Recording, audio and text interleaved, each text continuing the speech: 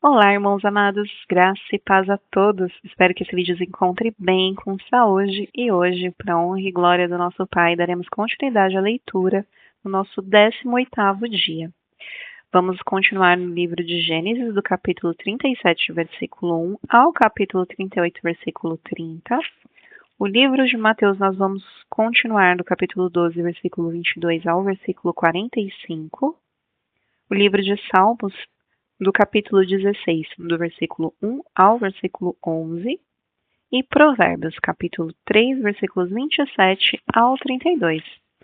Amados, antes de iniciarmos a nossa leitura, vamos agradecer ao nosso Pai pela oportunidade e pedir para que Ele nos dê discernimento nessa leitura? Vamos orar comigo? Pai amado, graças te damos por tudo. Te agradecemos infinitamente pelo teu amor, por todas as tuas providências derramadas sobre a nossa vida.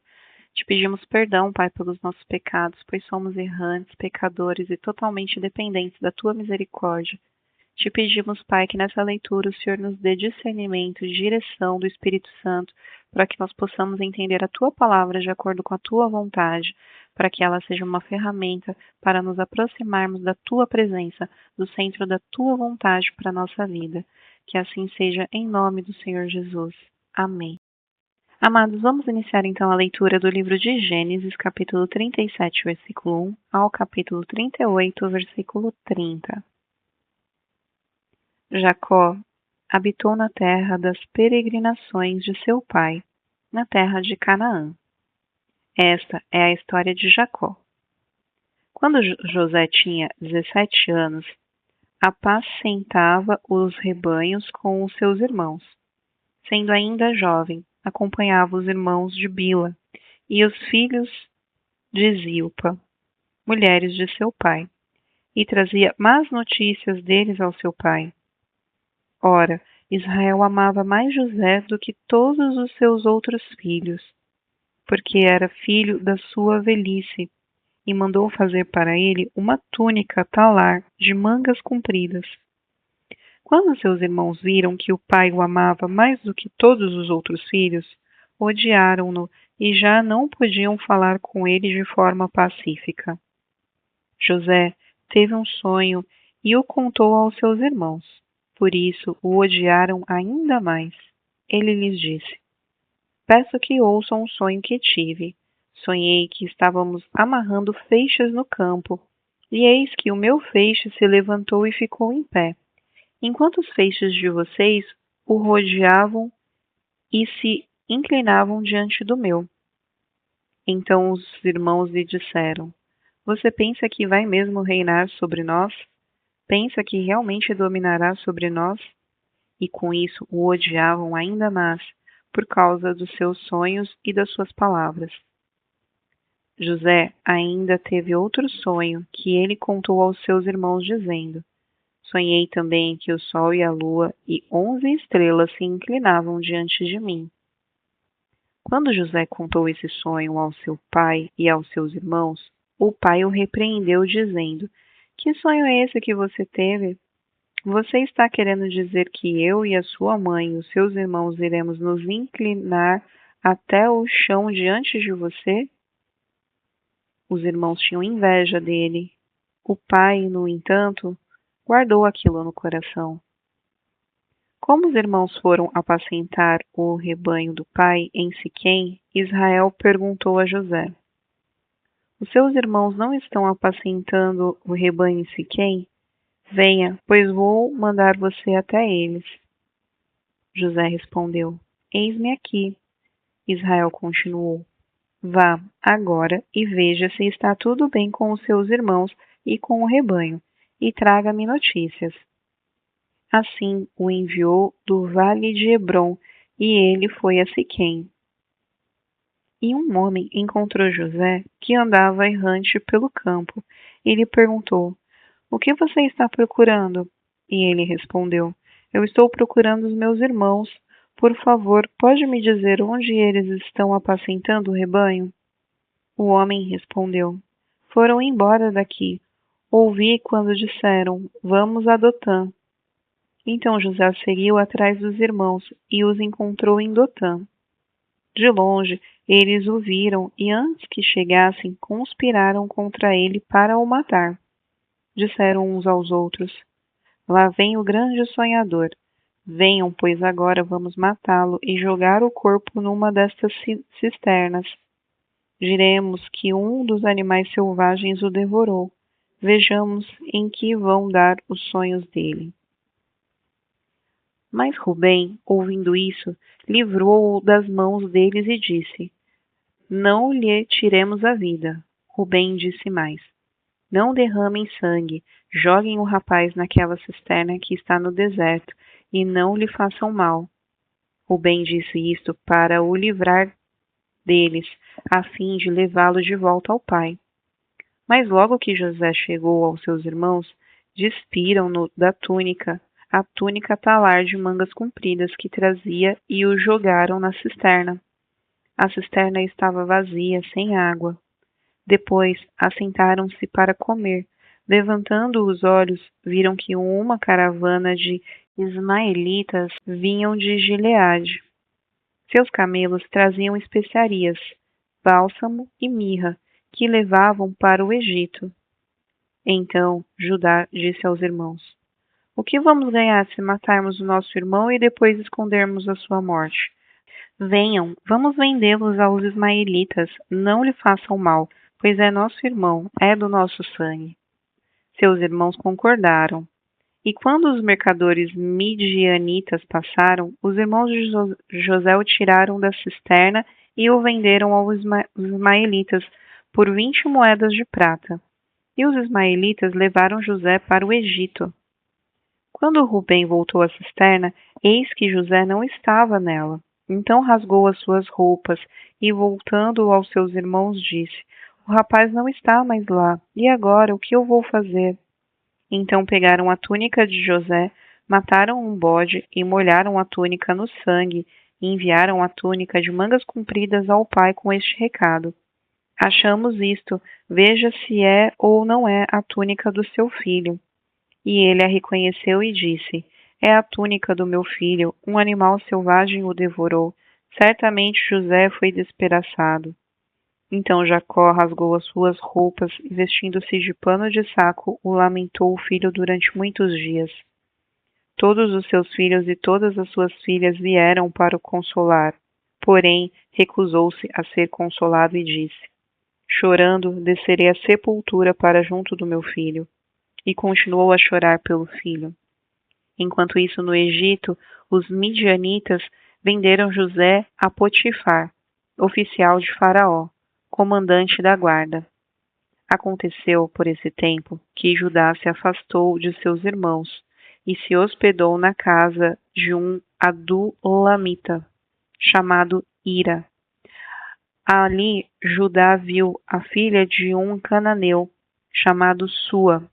Ele a tomou por mulher e teve relações com ela. A mulher ficou grávida e deu à luz um filho, e Judá lhe deu o nome de Ela ficou grávida outra vez e deu à luz a um filho, a quem ela deu o nome de Onã. Mais uma vez ela ficou grávida e deu à luz a outro filho, a quem ela chamou de Selá. Ela estava em Quezibe quando o teve. Judá tomou uma esposa para o seu primogênito. O nome dela era Tamar. No entanto, o primogênito de Judá, era mau aos olhos do Senhor, e por isso o Senhor fez com que ele morresse. Então Judá disse a Onã: Tenha relações com a mulher do seu irmão, cumpra a obrigação de cunhado e dê uma descendência ao seu irmão. Mas Onã sabia que o filho não seria considerado seu. Por isso, todas as vezes que tinha relações com a mulher de seu irmão, deixava o sêmen cair na terra, para não dar descendência ao seu irmão. Por isso, porém, que fazia era mal aos olhos do Senhor, e por isso fez com que também este morresse. Então Judá disse a Tamar, sua nora: Continue viúva na casa de seu pai, até que Selá, meu filho, cresça. Pois Judá pensava assim: é para que não morra também este, como seus irmãos. Assim Tamar se foi, passando a morar na casa do pai dela. Algum tempo depois, morreu a mulher de Judá, que era filha de Sua. Quando terminou o período de luto, Judá foi até onde estavam os tosquiadores de suas ovelhas, em Timnã. Ele e seu amigo Ira, o Adulamita, e alguém foi dizer a Tamar: Eis que o seu sogro está a caminho de Timnã, para tosquiar as ovelhas. Então ela tirou as suas roupas de viúva e, cobrindo-se com um véu, se disfarçou e sentou à entrada de Enaim, no caminho de Tinã. Porque ela sabia que Silá era homem e ela não lhe havia sido dada por mulher. Quando Judá a viu, pensou que se tratava de uma prostituta, pois ela havia coberto o rosto. Então se dirigiu a ela no caminho e lhe disse: Venha, quero ter relações com você. Acontece que ele não sabia que ela era sua nora. Ela respondeu: O que você me dá para ter relações comigo? Ele respondeu: Eu mando para você um cabrito do meu rebanho. Ela perguntou: Você deixa comigo alguma garantia até mandar o cabrito? Ele respondeu: Que garantia posso deixar com você? Ela disse: O seu selo, o seu cordão e o cajado que você tem na mão. Ele deu-lhe os objetos, teve relações com ela e ela ficou grávida dele. Tamar se levantou e foi embora, tirou o véu e pôs outra vez a sua roupa de viúva. Judá enviou o cabrito por meio de Adulamita, seu amigo, para reaver a garantia que tinha deixado com a mulher, mas ele não a encontrou.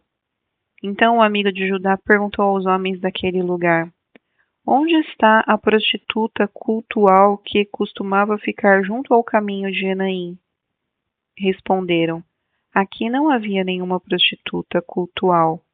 Ele voltou a Judá e disse: Não encontrei a mulher, e além disso, os homens do lugar que me disseram que lá nunca houve nenhuma prostituta cultual. Judá respondeu: Que ela fique com aquelas coisas para si, para que não venhamos a passar vergonha. Eis que mandei o cabrito, mas você não encontrou a mulher. Passados quase 3 meses, foram dizer a Judá: A sua nora Tamar se prostituiu, pois está grávida. Ao que Judá respondeu: Tragam-na para fora, para que seja queimada.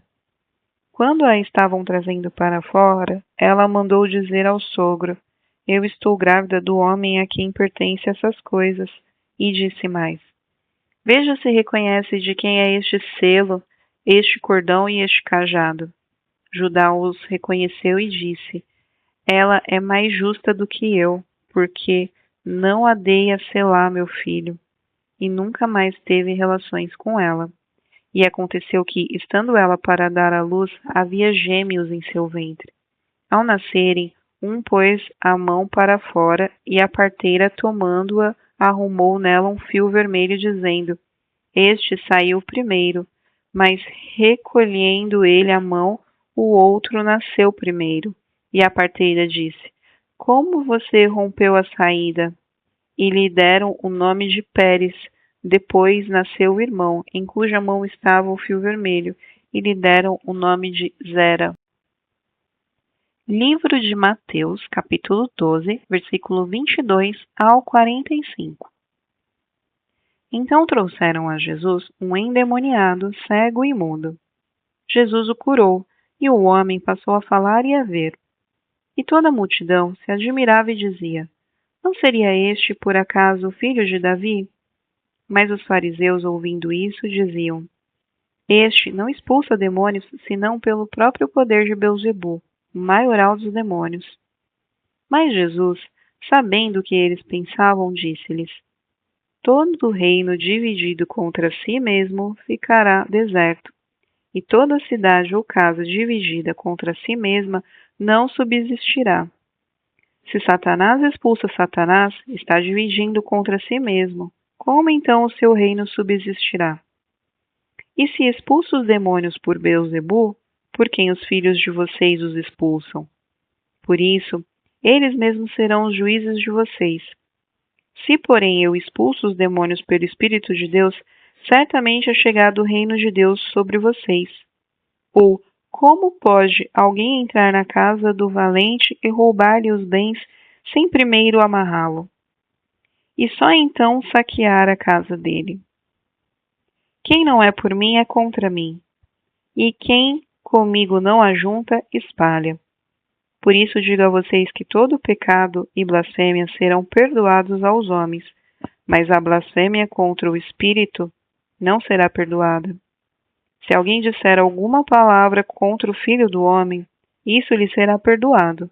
Mas se alguém falar contra o Espírito Santo, isso não será perdoado, nem mesmo neste mundo, nem no porvir. Tornem a árvore boa, e o seu fruto será bom. Ou tornem a árvore má, e o seu fruto será mau. Porque pelo fruto se conhece a árvore. Raça de víboras, como vocês podem falar coisas boas sendo maus? Porque a boca fala do que está cheio o coração. A pessoa boa tira do tesouro bom coisas boas, mas a pessoa má do mau tesouro tira coisas más. Digo a vocês que, no dia do juízo, as pessoas darão conta de toda palavra inútil que proferirem, porque pelas suas palavras será justificado e pelas suas palavras você será condenado. Então alguns escribas e fariseus disseram a Jesus: Mestre, queremos ver algum sinal feito pelo Senhor. Mas ele respondeu: Uma geração perversa e adúltera pede um sinal, mas nenhum sinal será lhe dado, senão o do profeta Jonas. Porque assim como Jonas esteve 3 dias e 3 noites no ventre do grande peixe, assim o Filho do Homem estará 3 dias e 3 noites no coração da terra. Ninivitas se levantarão no juízo, como esta geração a condenarão, porque se arrependeram com a pregação de Jonas. E aqui está quem é maior do que Jonas. A rainha do sul se levantará no juízo com esta geração e a condenará, porque veio dos confins da terra para ouvir a sabedoria de Salomão.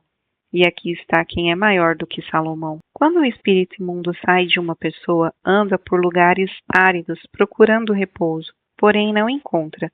Por isso, diz: Voltarei para minha casa de onde saí. E voltando, ele a encontra vazia, varrida e arrumada. Então vai e leva consigo outros 7 espíritos pior do que ele, e entrando habitam ali. E o último estado daquela pessoa se torna pior do que o primeiro. Assim também acontecerá a esta geração perversa. Livro de Salmos, capítulo 16, versículo 1 ao capítulo 16, versículo 11. Hino de Davi. Guarda-me, ó Deus, porque em ti me refugio. Digo ao Senhor: Tu és meu Senhor, outro bem não possuo, senão a ti somente. Quanto aos santos que há na terra, eles são os notáveis, nos quais tenho todo o meu prazer. Muitas serão as dores dos que trocam o Senhor por outros deuses. Não oferecerei as suas libações de sangue, e os meus lábios não pronunciarão o nome deles. O Senhor é a porção da minha herança e o meu cálice. Tu sustentas a minha sorte. As minhas divisas caíram em lugares agradáveis. É linda a minha herança. Bendiga o Senhor, que me aconselha, pois até durante a noite o meu coração me ensina. Tenho o Senhor sempre diante de mim. Estando ele à minha direita, não serei abalado. Por isso o meu coração se alegra, e o meu espírito exulta, até o meu corpo repousará seguro. Pois não deixarás a minha alma na morte, nem permitirás que o teu santo veja corrupção. Tu me farás ver os caminhos da vida, na tua presença há plenitude de alegria, à tua direita há delícias perpetuamente. Provérbios, capítulo 3, versículos 27 ao 32. Não deixe de fazer o bem aos que dele precisam, estando em sua mão o poder de fazê-lo. Não diga ao seu próximo, vá e volte mais tarde. Amanhã eu terei algo para dar, se você tem isso em suas mãos agora. Não planeje nenhum mal contra o seu próximo, pois ele mora ao seu lado e confia em você. Não entre em litígio contra alguém, se ele não tiver feito nenhum mal a você.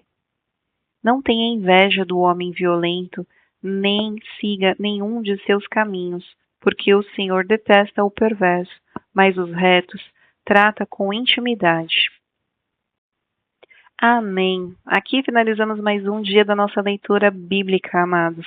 Amanhã daremos continuidade aos livros de Gênesis, Mateus, Salmos e Provérbios, no nosso 19º dia. Eu estou muito feliz de ter você aqui conosco. Nós nos vemos amanhã. Um beijo e que Deus os abençoe.